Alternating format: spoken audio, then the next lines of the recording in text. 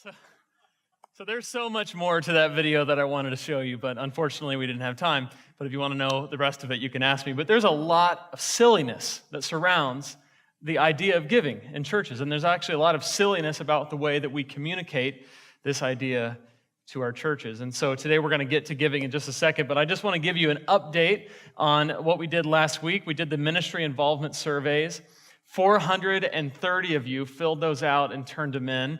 Of those 430, about 100 people have signed up for Place, and about 190 or so are interested in getting plugged into service. And so let's give our God a round of applause and a praise for that, because we want to be a church that's engaged in service. And so today we are talking about the idea of giving.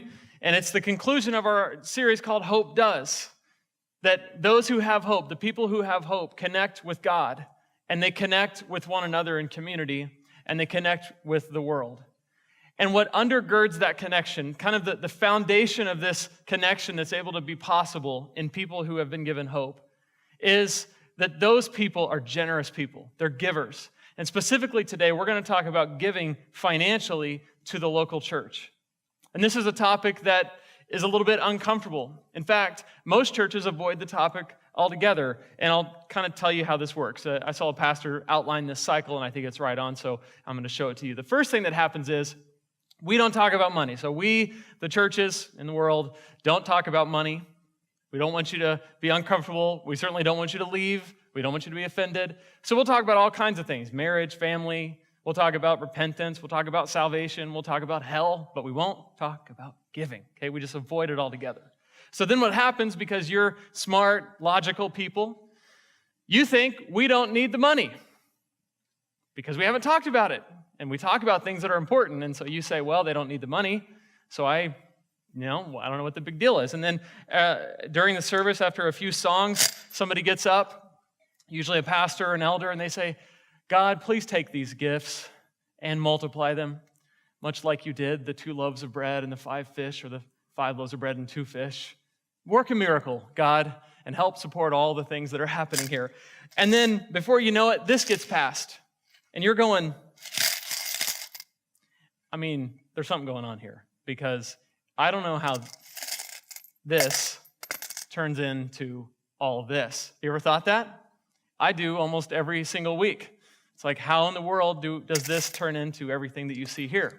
And you think, well, it ain't me, so I guess they've got something figured out, and you pass it along to the next person. And so then what happens is, because we haven't talked about money, and because you think we didn't need the money, giving drops. So we start to talk about it, and this is when it gets weird. This is when we start to talk about money in weird ways. We do 3 things. We beg, we make threats, and we give you false promises. Let me talk about the begging. The first thing that we do is we say, okay, listen, we need the money, okay? Do you care about babies? We got babies lying on the floor. We have no cribs for them. We cannot afford cribs. The hallways smell like poo. Do you want poo-smelled hallways? We can't afford diapers. Diapers are expensive. Please, please, please, give your money. Give your money, give your money, give your money. So we kind of wait till the crisis happens, and we're like, please, I don't know if God needs your money, but we sure do, okay? So give it. The other one is we make threats.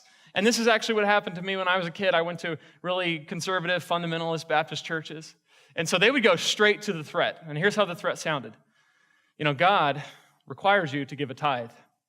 And if you don't give a tithe, God will take his tithe. He will take it. So you better give it. So they would say, you're going to leave here today having not given your money, and then you're going to get a flat tire, and that's God taking his tithe away from you. And then if you continue not to give, you're going to get into a car accident. Your car is going to be totaled. You're going to have hospital bills. God, it's all God. He's taking his tithe. You can do it now. Pay now or pay later. It's up to you. I remember one service we had, the pastor was not going to give up. We took the offering at the beginning of the service. He said, I'm going to have the guys count the money. If it's not X amount, then we're going to have to do it again. So we had a second offering. Yeah, this is the insanity. I have so many stories. We'd sit and talk for hours. So he said, we're going to do this again. And he said, I want every person in here to write a check. And so everybody got out, and he's literally walking around to different people. Hey, be obedient. Give a check to me. It's kind of weird, isn't it? And so we had another round of checks, and then they added it up, and the service is, now it's like 1:30 in the afternoon. We're still sitting there waiting for the money to have added up to what he wanted. So we had a third offering, and I'm sitting there trembling, 12 years old. I'm like, I don't have any money. I promise. I don't have any money. I don't have any checks. I have nothing to give. I want to. Trust me, I would. I don't want anything bad to happen. But they would make threats, and I remember when something bad would happen, I'd ask my parents, did we tithe this month? Did we miss the tithe bill? Did the tithe fairy come and cut off our water? What happened? Did we miss something? So they make threats. Or my personal favorite, and this is probably more common, this is what you see on the insanity when you turn on the television and you see the kind of promises that they make. Hey, give to this organization because God's going to take your money and he's going to bless it 100-fold. You give $1, it'll turn into $100. You give $1,000, it'll turn into $100,000. I one time saw a story of a woman who was a single mom. It was actually a really sad story. She had no money, couldn't make her payments, and she saw this guy who was asking her just to be faithful and give, and she gave. And then like a month later, she got a check in her mailbox for, more than she gave. And they would use that to manipulate people into thinking that God's going to somehow bless you if you give to the kingdom. But the kingdom, strangely, looks like their organization, which does nothing except for ask for money, make promises. And so these are the kind of things that happen. And so what happens is we start to talk about money because giving has dropped. And then, because you don't want to hear it, you go to another church where you continue not to give. And the whole cycle starts all over. And that's usually the way churches approach money. But that's not what we're going to do today. I'm not going to beg. I'm not going to make threats. I'm not going to make false promises. We're just going to talk about what the Bible has to say about money. The fact is, we're not in a crisis. We haven't waited for a crisis to happen. Giving is strong. We had the global missions offering that was $152,000 of the $150,000 goal, which was a huge win. We're $40,000 within our budget for this year, so there's no crisis. But the challenge happens when we realize that there are a lot of people in this service and in our last service that are not giving, that do not give on a regular basis and have no plan to support their church financially. And so that's who I'm talking to today. If you are in here and you believe in what's happening and you're blessed by this church and yet you don't have a plan to support your church financially, I want us all to walk out of here today either with a resolution to make a plan or resolved to follow through with the plan that we already have. So as we get into this today, I'd like for you to turn to 2 Corinthians chapter 9. 2 Corinthians chapter 9. As you're turning there, I'm going to point something out. Another reason why we're going to talk about giving is because it's a major theme in the Bible. In fact, the word believe is in the Bible 272 times. And you would think this is a pretty major theme of the Bible. The word praise in the Bible 371 times, also a very huge theme in the Bible. The word love is in the Bible 714 times. Obviously, this must be the theme of the Bible. But the word give is in the Bible 2,161 times. Isn't that amazing? And this isn't just financial. This has a lot to do with generosity as an idea. Giving of yourself, giving of your time, giving of your energy. In fact, last week we talked about service, which really is giving of yourself. It's giving of your time. And as we talk about money, really it's serving God with your money. It's all connected. But this idea of generosity, whether it's financial or otherwise, is a huge theme of the Bible. I've heard it put this way before, that give is actually the verb of the Bible. God gave to us. God is the subject, gave is the verb, and we are the objects. If you're new to this whole idea of Christianity and church, one of the central themes of this whole thing is that God loved you and God loved me. And in response to his love, and because of his love, it says that he gave. So giving is out of love, and giving is a major theme of the Bible. And so as we look at, in 2 Corinthians chapter 9, some principles for giving, we're going to keep in mind that it's a huge, huge part of what it means to follow Jesus and be obedient to his word. So 2 Corinthians chapter 9, Paul is writing to the church in Corinth, a church that he helped to establish, and he's letting them know that they're going to take up an offering. They're going to take up a collection to help this other church. And in doing this, he's giving them some instruction, some ways to think about giving. So when we give, these principles are transferable, these money principles, these giving principles. He says, when you give, this is how you should approach it. So here we go, 2 Corinthians chapter 9, starting in verse 6. Whoever sows sparingly will also reap sparingly, and whoever sows bountifully will also reap bountifully.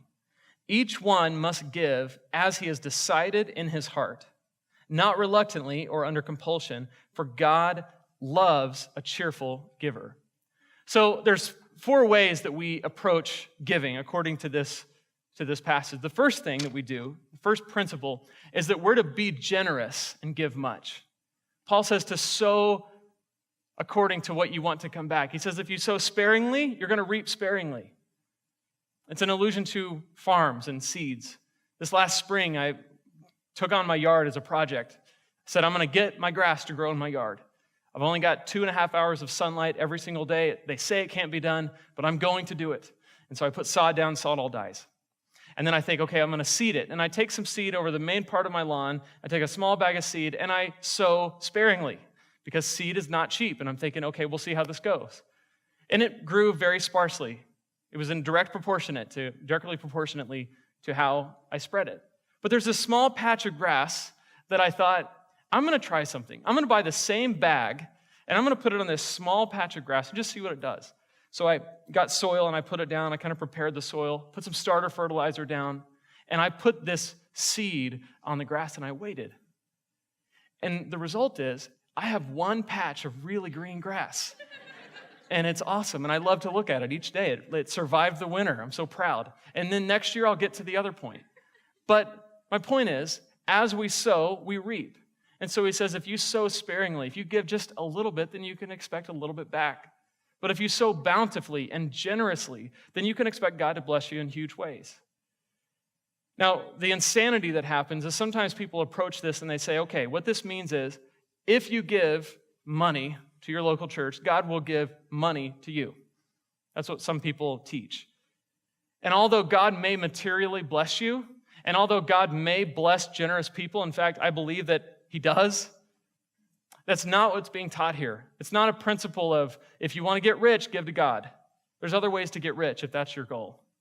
What he's talking about here is more of a spiritual blessing, more of the fact that you get to participate in the joy of funding something that you believe in. You get to participate in your church or the organizations that you support and the charities that you support in being generous, first to your church and then to other things. You get to be a part of what God is doing. And the blessing and the joy that comes from that is really incredible. So if you sow sparingly, you reap sparingly. If you sow bountifully, if you give much and you're generous, you can expect that God will bless you in huge ways. The second thing is this. We're going to have a purposeful plan for giving. A purposeful plan. He says each one, so giving is for everybody, each one should give as he has decided in his heart to give. As he's decided. Some translations put it this way. They say, as he has purposed in his heart. The idea there is that it's a premeditated, planned, purposeful giving. It's not haphazard. It's not, well, if I have any left over. It's not I guess I'll make it work if I can fit it into my budget. It is a planned, purposeful thing. The third thing is that we give because we want to. We give because we want to. He says, don't give reluctantly or out of compulsion, but give because you want to. Some people ask the question, so should we give a tithe? Is 10% what we have to give? 10%, the tithe? Sometimes people use that word to describe regular giving to the church. They'll say there's a tithe and there's an offering. And what they sometimes mean by that is you give 10% minimum to the church, and then you can give over and above that to other things like Global Missions offering or like Compassion International or to help a family. And so they'll kind of say tithes and offerings. But a tithe is just a tenth. That's all it means. It's just a tenth.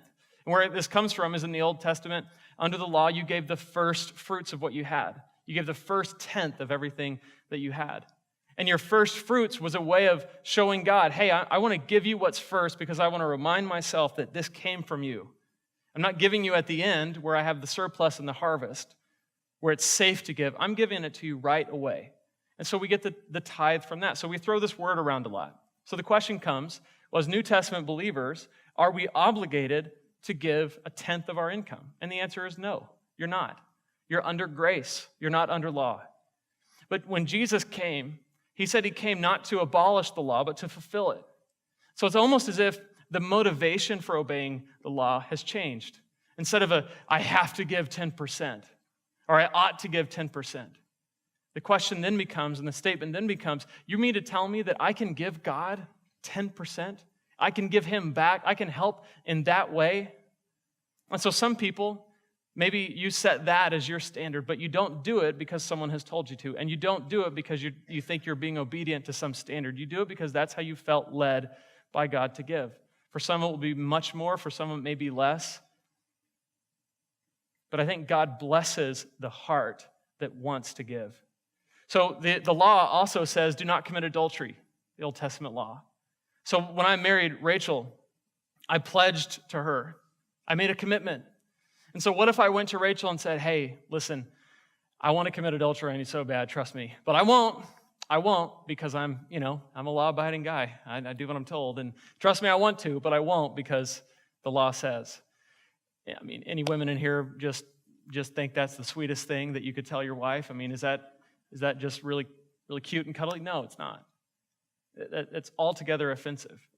I am faithful to my wife, not because I made a vow, and not because the law says. I'm faithful to my wife because I'm in love with her, that I get to spend my life with her, and I get to be faithful and true to her and her alone. And that's my motivation. The same result, but a totally different motivation. So as you give, don't ever do it because you feel threatened. Don't ever do it because you think that somehow by giving a certain amount that God's going to be happy with you. Don't ever do it because you think that if you don't, you're going to get a flat tire driving home today. Give because you want to. And give because you love the guy that has given so much to you, and you're giving back to him. So we give, we're generous, and we give much. We have a purposeful plan for giving. We give because we want to. And we have a great time giving. Huh? It's fun. How many of you ever been around a generous person? Either yourself or someone else. Generous people that just love to give, and they give a lot. They are some of the most exciting people to be around. They're so much fun. What Paul says here is that we give not reluctantly or under compulsion, for God loves a cheerful giver.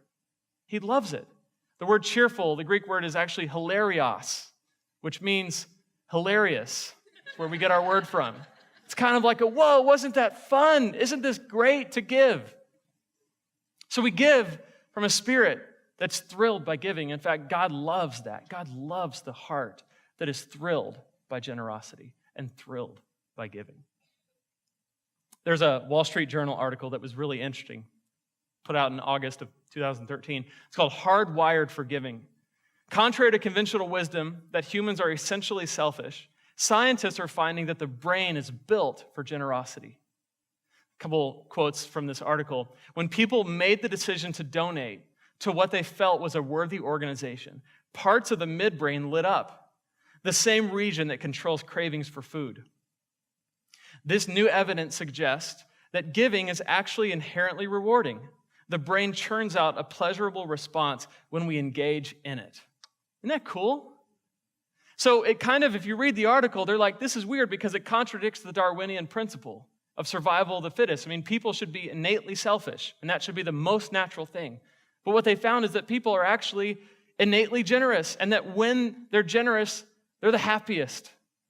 And I think, and I'm not a scientist, but I think that it might be that you and I are made in the image of God, and that God is a giving and generous God, and God put that into our brains, put that into the way that we're wired to say, when we give, it feels good. Isn't that neat?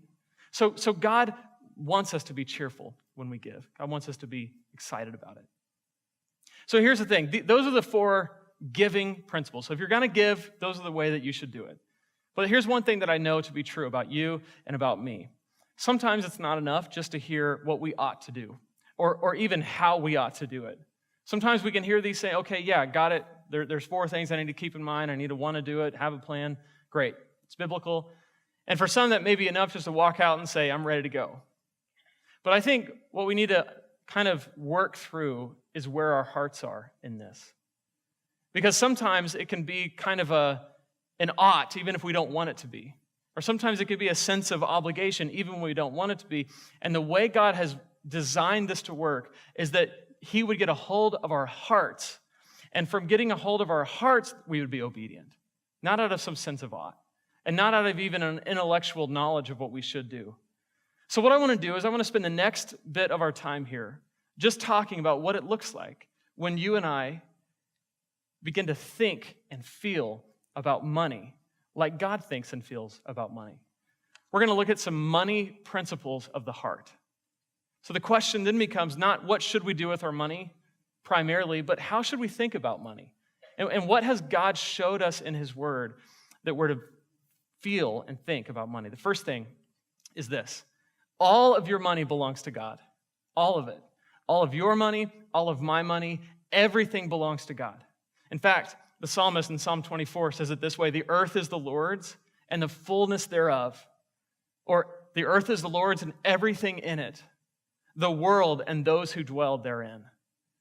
And so going back to the tithe question, it's kind of like, is 10% God's? Does 10% belong to God? No, 10% doesn't belong to God.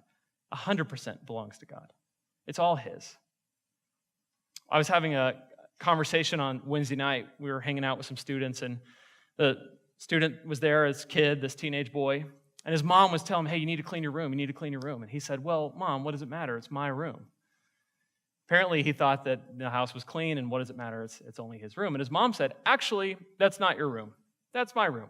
I own it.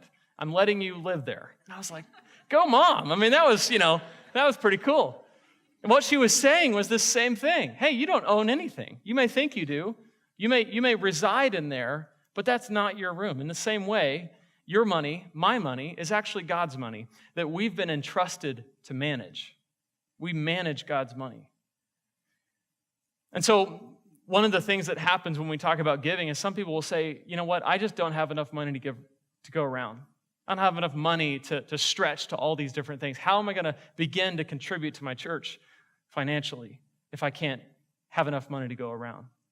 Well, it may be that you're mismanaging God's money.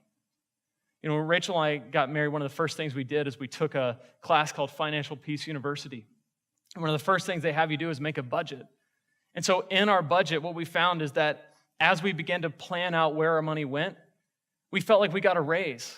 It was a very awesome feeling. It was kind of like our money goes further. And so everything has a plan. And giving to our church financially is part of that plan. So there's no fear involved in it. There's no anxiety. It's just part of the plan. And it's a really fun part of the plan. And so it may be for you that you can attend Financial Peace University. We're going to do it again in the fall. Rachel and I are doing it for a second time just because we loved it so much. We can't get enough of it. We'll probably be there in the fall. Who knows? But you can take that class and it will begin to teach you. So then sometimes people come along and they say, well, wait a second, hold on. So all money belongs to God. Got it. Okay, great. But my money, I earned it. I mean, I went out, I worked hard, I got a degree, I've got the intellect, I've got the talent, I've got the giftedness. It's my money. Well, James 1:17 says every good gift and every perfect gift is from above, coming down from the Father. And so even your ability to earn money comes from God. Even your ability to build wealth comes from him. And so all of your money belongs to God. The second principle is this: your heart follows your money. Your heart follows your money. Matthew 6:21, for where your treasure is, there your heart will be also. For where your treasure is, there your heart will be also. In other words, what you spend your money on and what you invest your money in is what you truly care about. In the old days, they would say, show me your checkbook, and I'll show you your priorities. And what I would say is, show me your budgeting app or your bank software, and I will show you where your money is. Because where you spend your money and where you place your funds, there's value in that. There's treasure in that. And this is just a principle. What Jesus is saying is that what you value, your money follows it. And so if you don't contribute to the church and you're kind of upset about what's going on, or you don't really believe in what's happening, it could be that you haven't taken that step of faith to say, I'm going to support the church that I attend financially. So my generation, we're called millennials. Sometimes we don't get very good things said about us. But one thing that we do, and we do well, is we give to causes. We give to causes that we believe in. We give to causes that are moving things and shaking things and taking this unjust world and turning it upside down. That's what we do. And so the average millennial will say, cause, I'm great with giving to a cause. Church, institution, not sure where the money's going, don't really know about that, don't want to give to that. Which, by the way, if that's one of your hesitancies, you kind of think, where's the money going? We're a very transparent organization. We do an external audit every single July. Our numbers are public. You can search it out. And here's what I would say.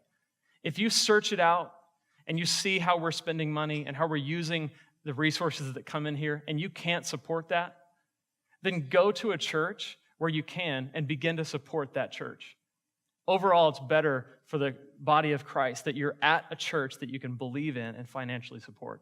I believe when you search out the numbers, you're going to want to stay and you're going to want to give, but I just want to offer that challenge. So millennials, though, they'll give to causes, but not institutions. They don't know where the money is going. And here's what I would say to that. Maybe that's you. Maybe you're a millennial, or maybe you're someone else, and you say, yeah, I just don't know. Well, you voted with your feet this morning. You walked in here, and you're giving this church your time. Many of you are engaged in service, and you're doing things. And you're giving your time, and time is actually a more valuable commodity than money, because time can't be regenerated. Money can. You can make more money. But once you lose time, it's gone. 15 minutes, it's over. 20 years, it's over. And so last week's message was actually more offensive than this week's, because last week I was asking you to give something that you can't get back, your time. So if you're offended today, go back and watch last week's, and you'll be even more offended, and it'll be great. But why would it be, and I want you to think about this, okay? Think about the logic. Why would this church not be a waste of your time, and yet at the same time, it's a waste of your money? My contention is this. If this church is worth your time, it's well worth your money, because your heart follows your treasure. And as you begin to give, you begin to see what God is doing in different ways, in exciting ways. And lastly, if you live for money, you can't live for God. If you live for money, you can't live for God. Jesus in Matthew 6, later in that same chapter that we just read, he says, no one can serve two masters, for either he will hate the one and love the other, or he will be devoted to the one and despise the other. You cannot serve God and money.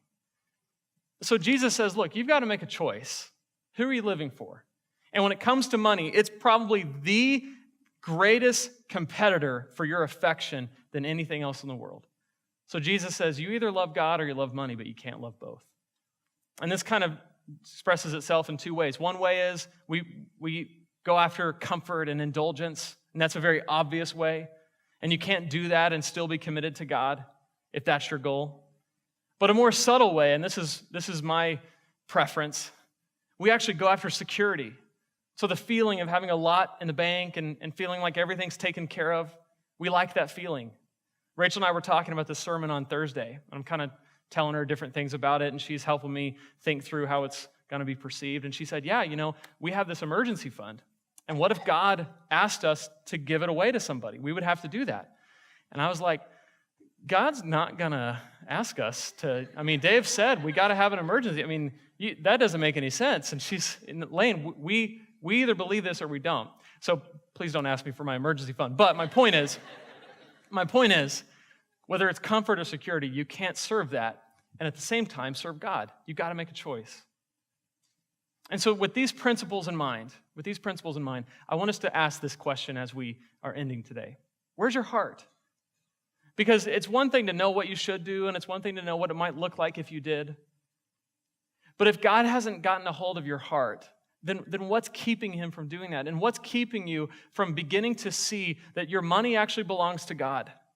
And that if you were to trust him with your money and begin to support the church that you believe in and that you attend financially, that God would provide and that God would bless, and that the joy from that would be huge. And the second question is, do you have a plan? Because there's nothing worse than being fired up about something and not making a plan because you won't follow it through.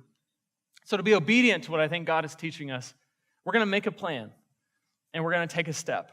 It's my challenge to you. For Rachel and I, what makes our plan work is we give online. If you go to cbcva.org/give, you can set up where we'll just take it from you every month. That's what happens to us. Like, where did the money go? The church took it. And it's the coolest thing. Because we have a budget, and the very top of our budget, it's our contribution to the church. And we give it every single month. And if you want to argue with me about how it's more spiritual to put it in the plate, if that fits how you worship God, then do it. I strongly encourage you to do that. But for Rachel and I to be consistent in our giving, and for it to truly be the first of what we have, we just set it up automatically. You know what else is automatic? Our mortgage payment. You know why? Because it's important. We're never going to miss our mortgage payment, hopefully, because it's important to us. Same thing, tithing is important to us. Giving financially to our local church is important. So we set it up and it just comes out. That may not be your flavor. It may be something else. But the point is, make a plan and then take a step. If you're a non-giver, if you don't give anything, to go from 0% to 10% may be a huge jump, and maybe you're ready to do that. If you make $100,000 a year, that would be $10,000, which is $833 a month. That's a big step of faith. And rather than saying, well, that's too much, I can't meet that, listen, what if you said, okay, you know what, this year we're going to give 5%. We're just going to trust God with 5%, and then maybe next year we'll consider raising it 1%. But the point is, it's a plan, and it's purposeful, and you've decided to give that. Not some arbitrary number, but something that you have decided. What would happen if we had a whole church full of people that gave in that way? Online, put it in the plate, whatever. Well, I want to dream just a little bit. If everyone gave, what could happen? Right now we have 868 giving units, which means that at some point, 868 family units or individuals that make up a household have contributed to our church in 2013. Of those, about 40% are giving almost nothing. So what would happen if those 40% said, I want to take a step, and I want to make a plan, and I want to carry through that plan and give in a very intentional way? Well, I was very excited. I thought about telling you about all the things that we could accomplish, that my mind immediately goes to next gen, because I think the next generation is going to be the most impactful generation in history. And so I think about what we could do with our kids' ministry space to make it more compelling so that we could reach more kids for Christ. I think about what we could do with our student ministry space to make it more compelling and provide more space to reach more kids, more students, to reach people for Christ. I think about how our community group space is about maxed out. We've doubled over the last year, and we're running out of space. And we want to be the kind of people that other people look at and say, they love one another. They must be Christ's disciples. So I was going to tell you about all that stuff, but I won't. Here's what I will tell you. All the things that we could do with the dollars is really not the point. The point is, what would happen if a church was filled with people who trusted God with their money? Something that's so close to your heart. And what if we were a church filled with people that said, we're going to give because we've been given so much? Well, the kind of church that would be could accomplish anything for the gospel. And so I want us to think about the excitement of what would happen if that were the case. If each one of us, if our hearts were moved in such a way that we began to give and to support what's going on at our local church.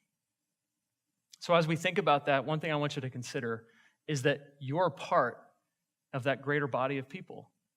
And so you can't control the hearts around you, and you can't make anyone else move, and there might be someone that you wish had heard this, but you can control you, and you can decide, I'm going to let God move in me in such a way. And if you do that, and the person next to you does that, we have a whole church full of people that give and are generous. There's no limit to what God will do.